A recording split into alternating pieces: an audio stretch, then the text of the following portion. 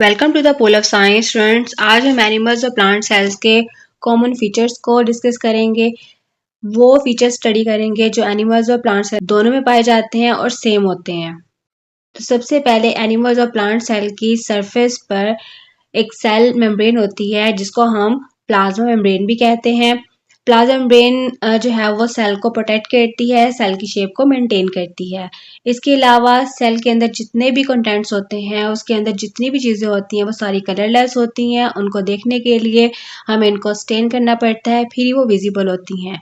हर cell के अंदर एक न्यूक्लियस होता है अपना, जिसका एक स्पेसिफिक स्ट्रक्चर होता है और न्यूक्लियस के अंदर जो है वो डीपली स्टेन मटेरियल होता है जिसको हम क्रोमेटिन कहते हैं। क्रोमेटिन जो है वो थ्रेड्स का बना हुआ एक मैस होता है जिसमें थ्रेड जो है वो लूजली कॉइल्ड होते हैं और एक मैस की तरह हमें नजर आते हैं, उसको हम क्रोमेटिन कहते हैं।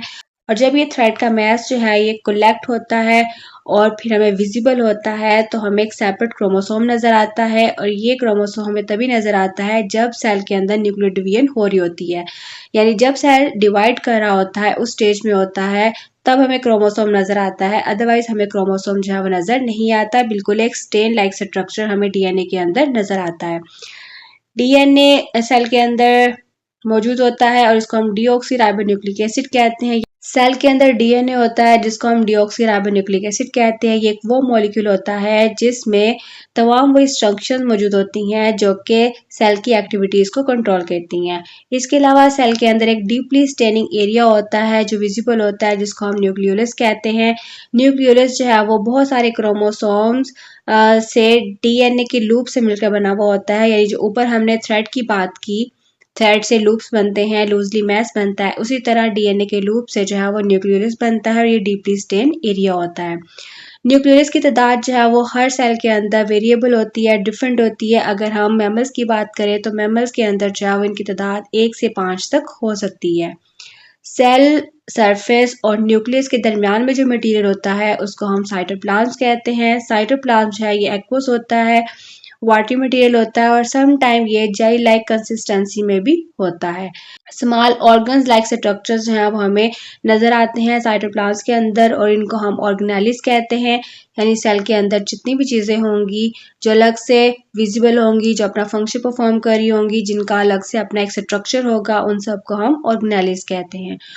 ऑर्गेनेली को अगर हम डिफाइन करें तो structurally and functionally distinct part of the cell, यानी सेल के अंदर ही एक अलग से पार्ट होता है जिसका अपना एक फंक्शन होता है और अपनी एक स्पेसिफिक स्ट्रक्चर होती है, शेप होती है, उसको हम ऑर्गेनेली कहते हैं। ऑर्गेनेलीज जो हैं वो खुद भी मेम्ब्रेन से बाउंडेड होती हैं, उनके इर्द गिर्द जो है वो एक सेपरेट मेम्ब्रेन होती है जो कि साइटोप्लाज्म से उनको सेपरेट करती है। साइटोप्लाज्म में इस तरह की डिस्ट्रीब्यूशन को हम कंपार्टमेंटलाइजेशन कहते हैं। सेपरेट कंपार्टमेंट्स जो हैं उनका अलग से अपना स्पेसिफिक स्ट्रक्चर होता है जो कि एनिमल और प्लांट सेल के अंदर डिफरेंट होता है और ये इसलिए ज़रूरी है ताकि एनिमल और प्लांट सेल के अंदर काम जो है वो अच्छे तरीके से हो सके।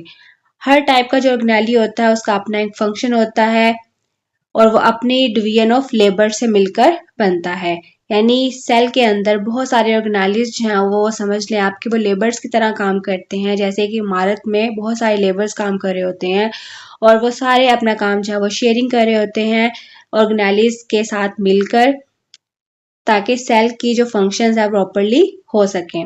लाइट माइक्रोस्कोप में जो हमें बहुत ज़्यादा तादाद में ऑर्गेनेलीज नजर आते हैं वो माइटोकॉन्ड्रिया होता है और इस सिंगल को हम माइटोकॉन्ड्रियन कहते हैं। माइटोकॉन्ड्रिया जो है ये विजिबल होता है, लिविंग सेल्स के अंदर होता है और लाइट माइक्रोस्कोप में हमें ये नजर आता है।